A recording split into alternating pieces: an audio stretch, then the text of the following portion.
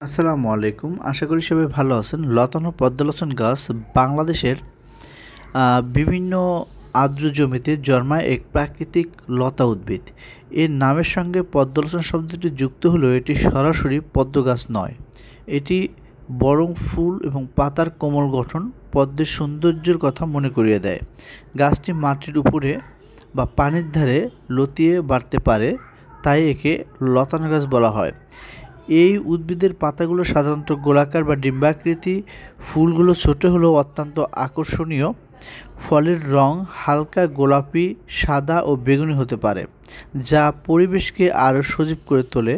পদ্মলোচন গাছ জলাশয়ের বৈচিত্র্য রক্ষায় গুরুত্বপূর্ণ ভূমিকা রাখে। এই লতানো গাছ ছোট পোকামাকড় এবং অন্যান্য জীবের প্রাকৃতিক আশ্রয় তৈরি করে এবং মাটির ক্ষয় রোধ করে।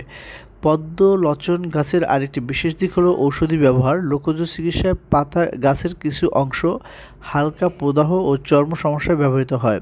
পাশাপাশি এটি পানি পরিশোধনেও সহায়ক, কারণ এর শিকড় এবং লতা স্থির পানিতে উপস্থিত কিছু ক্ষতিকর উপাদান শোষণ করে পরিবেশকে পরিচ্ছন্ন রাখে।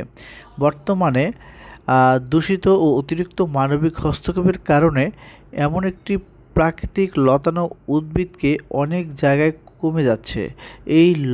এই প্রাকৃতিক উদ্ভিদকে রক্ষায় সচেতনতা বাড়ানো অত্যন্ত প্রয়োজন। সৌন্দর্য, পরিবেশগত গুরুত্ব ও প্রাকৃতিক ভারসাম্য রক্ষার ক্ষেত্রে লতানো পদ্মলোচন এক অমূল্য উদ্ভিদ, যাকে রক্ষা করা ভবিষ্যৎ ও পরিবেশের জন্য অপরিহার্য।